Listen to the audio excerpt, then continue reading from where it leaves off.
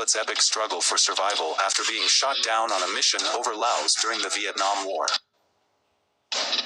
Welcome back to Movies Explained.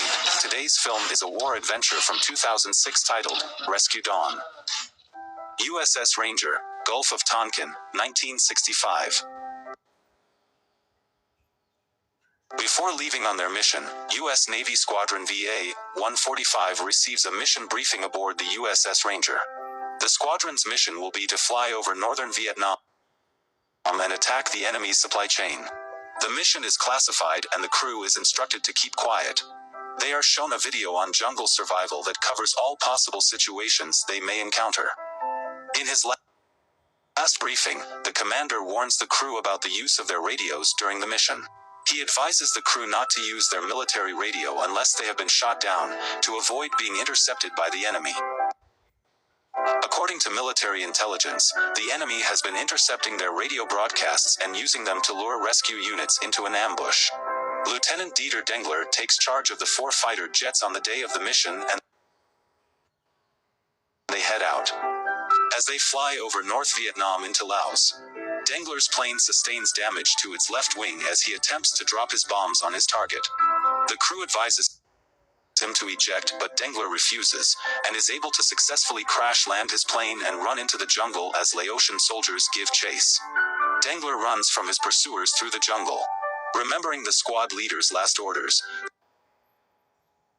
he hides his military radio under a pile of bushes and heads further into the jungle. Dengler emerges from the jungle after hearing a U.S. military helicopter above and proceeds to climb a nearby boulder in an attempt to be seen by the circling rescue aircraft. Unable to attract the attention of the rescue planes, he realizes that he is too exposed and could be apprehended and attempts to return to the jungle to continue hiding from the enemy, but when he pauses to take a drink, he is apprehended by enemy soldiers. He is taken to a Lao village and tied to the ground for the night. The next day, he is led into the jungle and tied to a tree, while soldiers taunt him by firing their rifles around his head and body and purposefully missing. The following day, he is loaded into a truck and driven to a new location. The province governor offers him to sign a declaration that denounces the United States and its war against the Lao people in exchange for his freedom, but Dengler refuses to do so. Dengler's refusal to accept the governor's offer resulted in torture at the hands of his Lao captors and subsequent deportation to a prison camp in rural Laos. There he meets other POWs, including Americans Eugene Debruin and Dwayne Martin, as well as pilots from other countries named YC, Fisit, and Prosit. Debruin takes Dengler on a private tour of the jail compound to introduce him to the local guards. During the day, the captives are confined to a bamboo hut, although they are free to roam the camp in the morning. At night, when the inmates are left alone in their hut, they are able to have private conversations without fear of being overheard by the guards. Dengler attempts to rally the other inmates behind him so that he may devise an escape strategy out of the prison camp and into the jungle. Martin advises him against acting on this notion. He explains that they can't possibly endure the tropical heat in the jungle if they don't have access to water. Dengler's told that the rainy season is 5 months away, but he refuses to stay that long and wants to start planning an escape right away. Dengler is informed by the prisoners that getting out of the jungle at night will be nearly as difficult as surviving in the jungle during the day. At night, the captives are left alone in their huts, but they are bound with handcuffs and their feet bound inside logs of wood. Dengler devises a plan to free the convicts from their night chains in order to win over his fellow inmates and improve their morale in the hopes of carrying out an escape attempt. The prisoners devise a plan to steal a nail from one of the guard huts the following morning, and they collaborate to make it happen. When the captives return to their hut that evening, Dengler uses the nail pick to open their shackles and slide the lock off their wooden restraints. After seeing Dengler's cleverness, the other convicts begin to believe in him and his skills to break them out of the camp. The sound of fighter planes flying above the prison camp irritates the guards the next morning. One of the guards fires next to Martin's head, grazing the side of his head. Later at night, Debruin argues with Dengler to get him to give up his jail escape scheme. He warns Dengler that their lives are in jeopardy because of Dengler's escape plan. If If Dengler goes through with his plan to escape, De Bruin says he would scream and warn the guards. He tells Dengler that if anyone is getting shot, it's going to be Dengler. A birthday party for Dengler is held among the inmates a few days later. They surprise him by singing happy birthday and give him smashed insect larvae as a birthday present. Dengler then presents the inmates with a gift of his own, a pair of bullet casing knives he made. Finally, he reveals his revised strategy to them. His new plan calls for them to take over the jail camp rather than flee to the forest.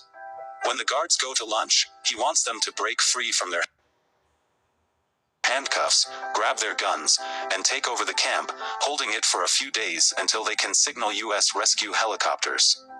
They pick the 4th of July as their escape day, and the prisoners work during the night to cut a hole in the floor of their hut.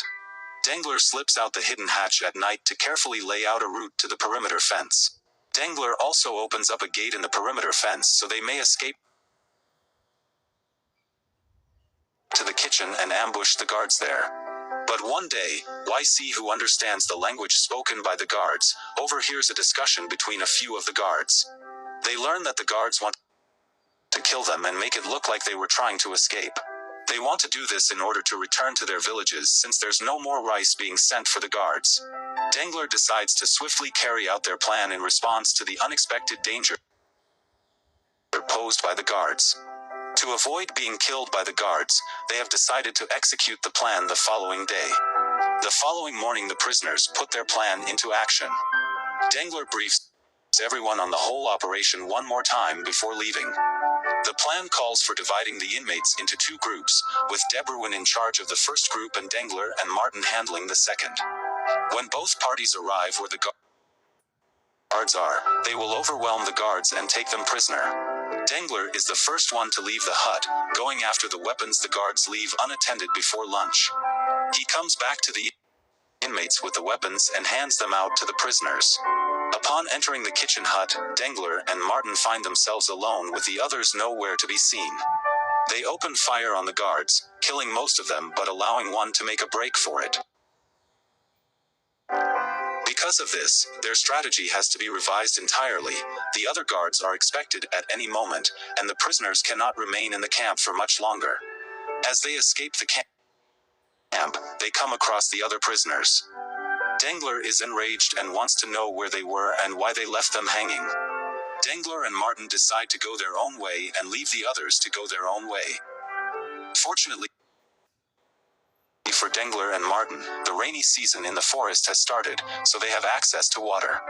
They construct a homemade raft and set off down a small river in search of the bigger Mae-Tsong River, which they hope would lead them to Thailand.